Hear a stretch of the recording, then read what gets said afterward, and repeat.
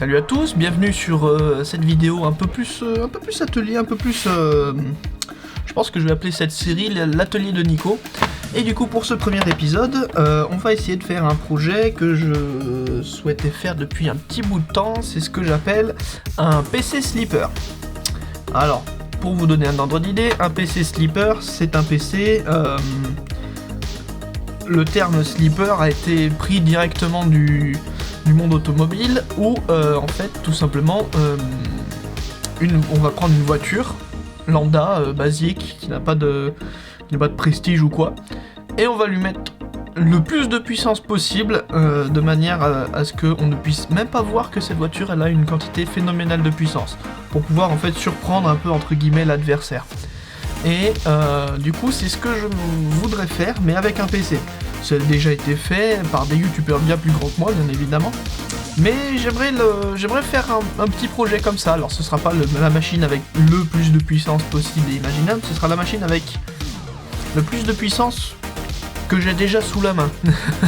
vis-à-vis du processeur notamment. Et qui dit que plus tard je puisse utiliser un processeur plus puissant. Non, dans l'idée, c'est que je vais essayer de mettre un maximum de pièces dedans, en fait, qui puisse le faire vivre un petit peu plus dans son temps. Parce que bon, là, c'est un PC, c'est un HP EPC, donc HP IPC de 2000, si je dis pas de bêtises, il est 2000 tout pile. Comment dire ?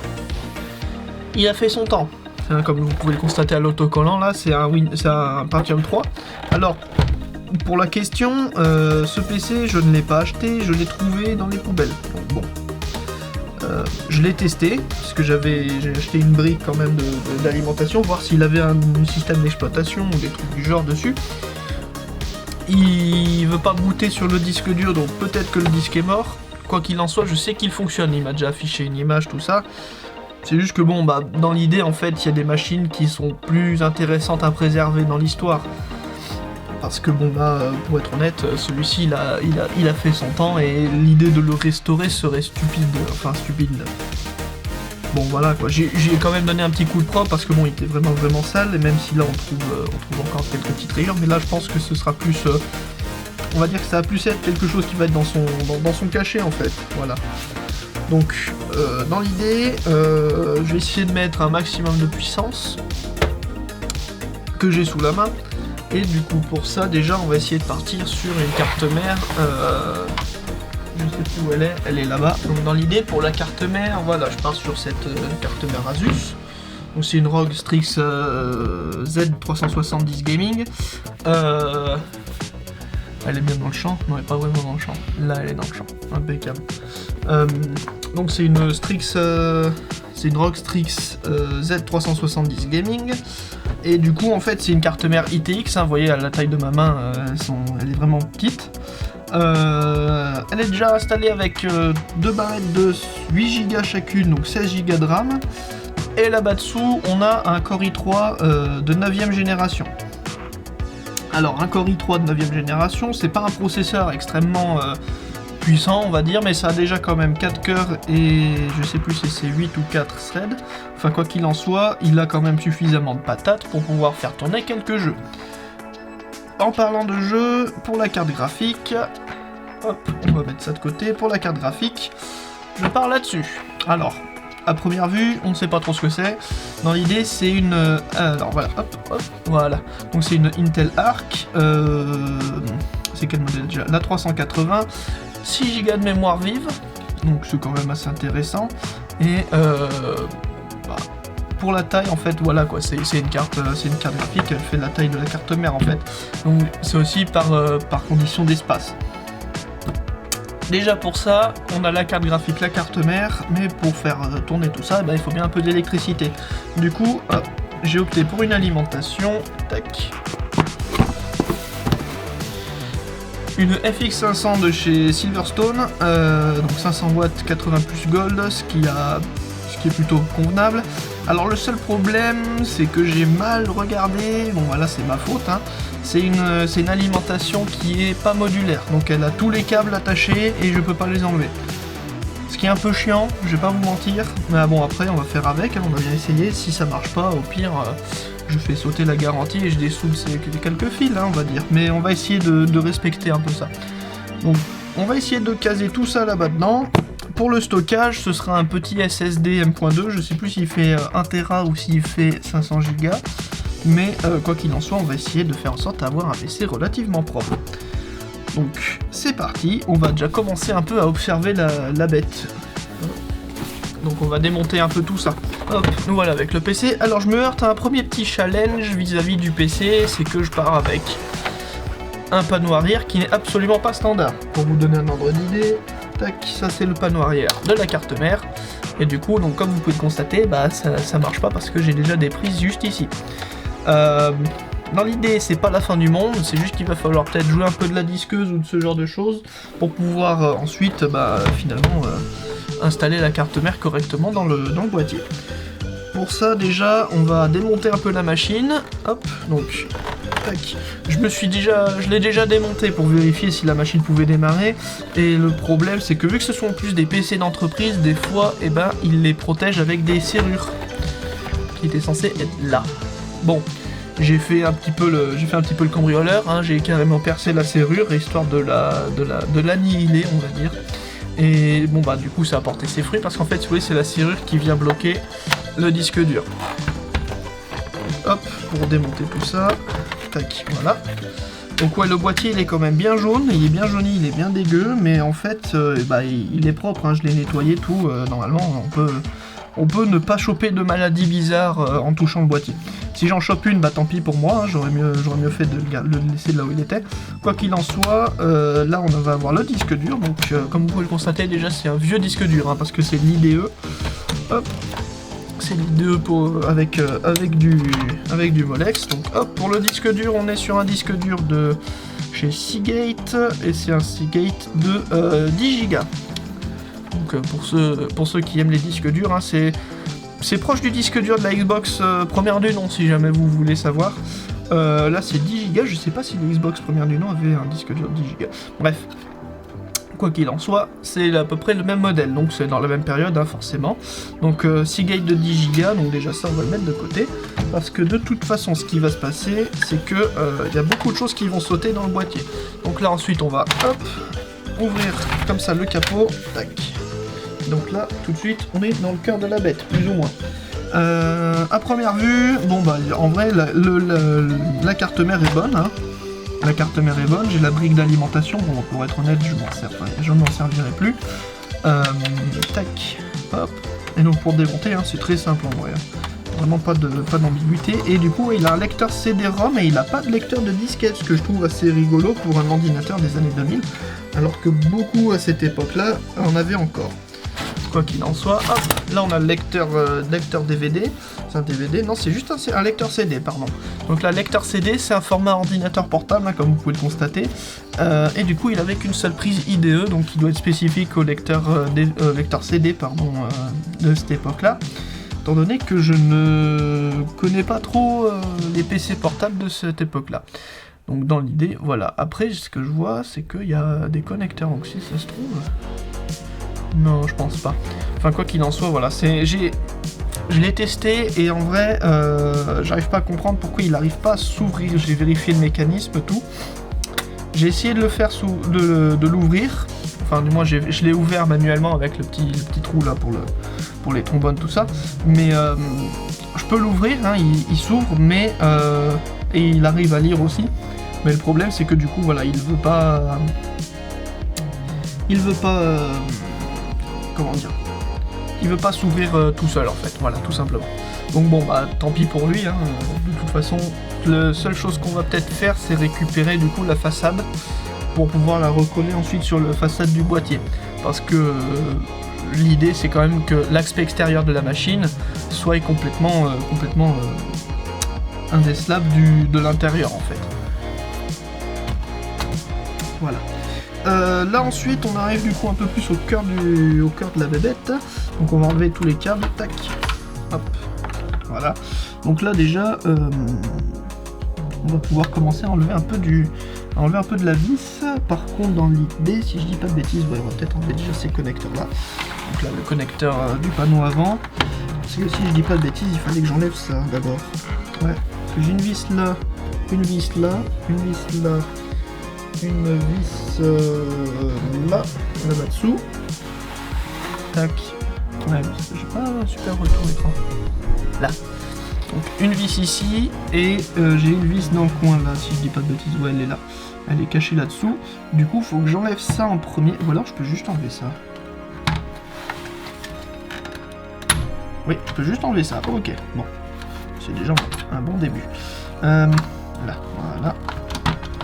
Pourquoi j'y arrive pas? Hop. Alors, pourquoi j'y arrive pas? Bon, en tout cas, c'est le premier épisode de mon atelier, donc j'espère que vous aimez bien. Moi, j'aime bien faire un peu tout ça. Je pense que c'est intéressant pour la chaîne de vous montrer un peu plus l'aspect bricolage que je fais sur les PC. Parce que bon, pour être honnête, c'est plus ce que je fais plutôt que de m'enseigner un peu sur les spécificités des machines, tout ça. Ok, voilà. Hop.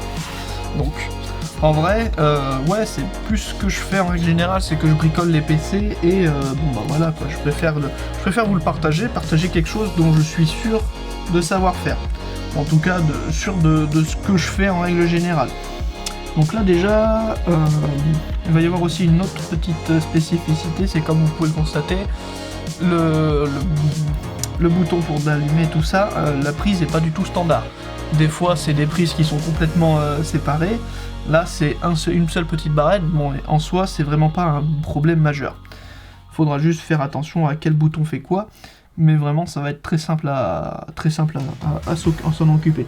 Donc là pour le coup, là-bas dedans nous avons un Pentium 3, c'est tout ce qu'il y a de plus simple, hein. C'est un vieux Pentium 3 qui a fait son temps quoi, tout simplement. On a une petite barrette de RAM, je sais plus exactement ce que c'est de la PC133. Alors la RAM PC133, c'est un type de RAM qui n'a pas duré bien longtemps, parce que bah, c'était absolument nul à chier. C'était juste avant la DDR, et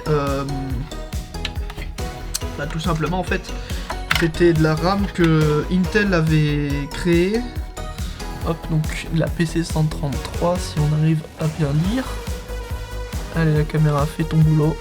Ouais, là on est pas mal, je pense. Bon, quoi qu'il en soit, voilà, c'est de la vieille RAM, hein. C'est un vieux modèle de la RAM.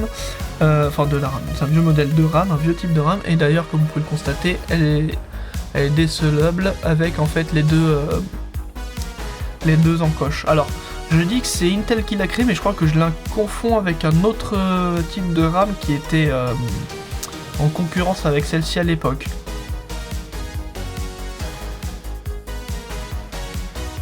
Alors, je pense que je dis une bêtise. Quoi qu'il en soit, c'est de la vieille RAM qui remplace du coup la DDR1, enfin qui vient en ajout avec la DDR1, je veux dire. Donc à cette époque-là, on avait la DDR1, il y avait celle-ci, et si je dis pas de bêtises, il y avait l'autre type de RAM, et donc ça c'est de la PC133, voilà. Donc vraiment c'est de la RAM, c'est ridicule en termes de ce qu'on fait aujourd'hui, hein, bien sûr. Parce que là c'est PC133, c'est 133 MHz de fréquence. De nos jours on est à plus de 4000, voire même 6000 si je regarde sur les DDR5. Et du coup là on a 256 MB de RAM. Alors pour l'époque c'était bien, pour maintenant c'est inutile. C'est inutilisable, c'est pas du tout possible de faire quoi que ce soit avec. D'autant plus essayer d'ouvrir un onglet Google Chrome, là c'est même pas la peine, hein, c'est même pas la peine d'essayer de lancer Google, tout simplement. Du coup là on est dans les entrées du PC, il va falloir commencer à démonter un peu tout ça. Donc, la première chose à démonter, ça va être cette vis ici, qui fait la terre avec le ventirad. Alors je sais pas pourquoi. Est-ce que ça fait la terre avec le ventirad? Est-ce que quelqu'un pourrait m'expliquer pourquoi le ventirad il a une terre? Parce que vraiment, le ventirad en lui-même, il est accroché ici, mais ici c'est du plastique. Alors j'aimerais bien, si quelqu'un s'y connaît un petit peu plus sur ce point-là, pourquoi ce ventirad il a une terre? Ou alors, à moins que ce soit l'inverse, hein, que ce soit du coup le boîtier qui soit relié au ventirad, mais du coup ça servirait à rien. Enfin c'est bizarre, bref. Si quelqu'un a une explication pour ça, ce serait chouette. Ça me permettrait de me coucher moins bête ce soir. ou la prochaine fois quoi. Ouais, du coup, là on arrive directement à la carte mère. Tac. Hop, du coup j'ai 5 vis à en retirer. Bon, vraiment, en fait, ouais, je dis que je démonte un PC qui fonctionne. Alors oui, il fonctionne, mais vraiment, c'est pas utile comme machine parce que vraiment, il n'y a pas de... Il n'y a plus de système ou de machine, en fait, de programme, voilà, de programme qui soit utilisable sur un Pentium 3 avec 256 Mb de RAM, à moins que vous vouliez faire une machine de genre une DOSBox ou un truc du genre. Là oui, peut-être éventuellement si ça se trouve, mais dans ce cas là vous faites une DOSBox du feu de Dieu avec une carte son Adlib et ce genre de choses. Limite un Voodoo 3 en SLI, enfin, pour ceux qui savent de quoi je parle, voilà, ça peut être intéressant. On va pas prendre un IPC pour faire une DOSBox. Donc vraiment en fait ça tombe dans une page où c'est vraiment pas utilisable et où c'est vraiment pas grave que je l'abîme en fait, enfin que je l'abîme entre guillemets pour en faire un PC un peu plus moderne, en tout cas dans ses entrailles. Dans l'idée là, je crois que la carte mère, il y a toutes les vis qui sont retirées, j'ai plus qu'à tirer, hein, si je dis pas de bêtises. Voilà. Hop, donc pourquoi ça veut pas sortir? Parce que lui qui m'embête. Bon, on va pas être quartier. Hop. Voilà. Tac, la carte mère est prête à sortir.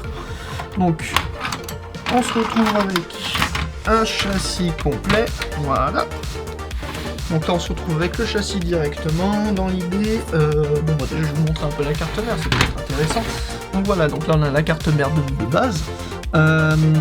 Donc là-bas dessous, on a le Pentium 3, qui est tout simple, hein, c'est vraiment un processeur, il est basique. Alors ouais, comme on peut le constater, le ventirad est vraiment ridiculement petit. C'est vrai que c'était à une époque où c'était quand même pas mal de pouvoir refroidir un processeur avec aussi peu de métal. De nos jours, ah, je viens de faire l'erreur que beaucoup de gens ont faite sur leur carte mère à cette époque-là. Je suis allé comme un imbécile avec mon tournevis pour retirer le truc, et du coup j'ai tapé dans la carte mère. Je sais pas si je l'ai abîmé par contre.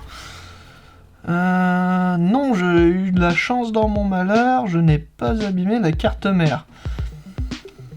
J'ai eu beaucoup de chance même. Bon, quoi qu'il en soit, petit rappel à l'ordre, quand vous travaillez sur un vieux PC et que vous souhaitez garder votre carte mère, faites attention à votre tournevis plat. Parce que le système de fixation de ces ventirades est très, comment dire, impardonnable. Parce qu'en fait, si vous voulez, je vous explique, quand on regarde, il faut mettre le tournevis ici, il faut appuyer et faire levier. Si toutefois j'arrive à faire levier. J'ai peut-être un tournevis plat aussi un peu trop gros dans l'idée. Et du coup, comme vous pouvez le constater, je viens d'abîmer ma carte mère. Voilà, c'est parfait ça. Je viens d'abîmer un condensateur. Bon, c'est vraiment pas grave parce que dans l'idée, la carte mère, je ne vais plus jamais m'en servir. Mais en fait, d'ailleurs, oui, c'est même un très mauvais design parce que vraiment, je lève ici et c'est censé... C'est peut-être quand je l'ai installé dans le mauvais sens. Ah bah voilà, c'est bien fait pour moi. Parce que oui, je l'avais révisé plus ou moins et du coup je pense que j'ai installé dans le mauvais sens. Bon bah tant pis pour moi. Dans l'idée, il faut un tournevis. Ouais, en fait, je sais pas pourquoi je vous sors le processeur. Non, c'est pas la peine. Je crois que j'en ai un au pire là-bas. Mais je pense que si vous tapez sur Google Intel Core i3, non, Intel Pentium 3, vous verrez à quoi ça ressemble. Du coup, voilà, c'est la carte mère, on n'en a plus besoin. Hop, on va la mettre de côté. Tac, et du coup, on se retrouve avec le châssis nu. Dans l'idée, ce que je vais essayer de faire, c'est que déjà de toute façon, cette cage-là, pour le disque dur, elle va disparaître parce que, bah, vraiment, tout simplement, j'en ai pas besoin. Ce que je vais essayer de faire aussi, c'est que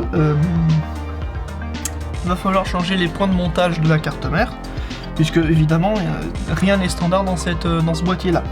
Vu que rien n'est standard, il va falloir changer pas mal de bricoles, et notamment du coup, il faut que la carte mère puisse se monter correctement. Dans l'idée, là, ce qui va se passer, c'est qu'il va falloir que je commence d'abord par retirer les rivets pour enlever cette cage, parce que la cage est rivetée. Et du coup, pour ça, il faut sortir la perceuse. Du coup, la perceuse, elle est arrivée. La voici, la voilà. Le fait que la perceuse soit arrivée, je pense que ça va marquer la fin de cet épisode. j'espère que ça vous aura plu. Moi ça me plaît de pouvoir faire un petit peu plus des vidéos où je bricole et tout simplement en fait où on peut discuter, où je vous explique des choses. Et du coup là vraiment c'est le premier épisode et on va continuer hein, tout de suite après. Pour moi là je vais finir la vidéo pour vous et je vais en commencer une nouvelle tout de suite après là maintenant. Quoi qu'il en soit, j'espère que ça vous aura plu. Et je vous dis, n'hésitez pas à vous abonner, n'hésitez pas à mettre un commentaire, un j'aime, tout ça. Et je vous dis à la prochaine.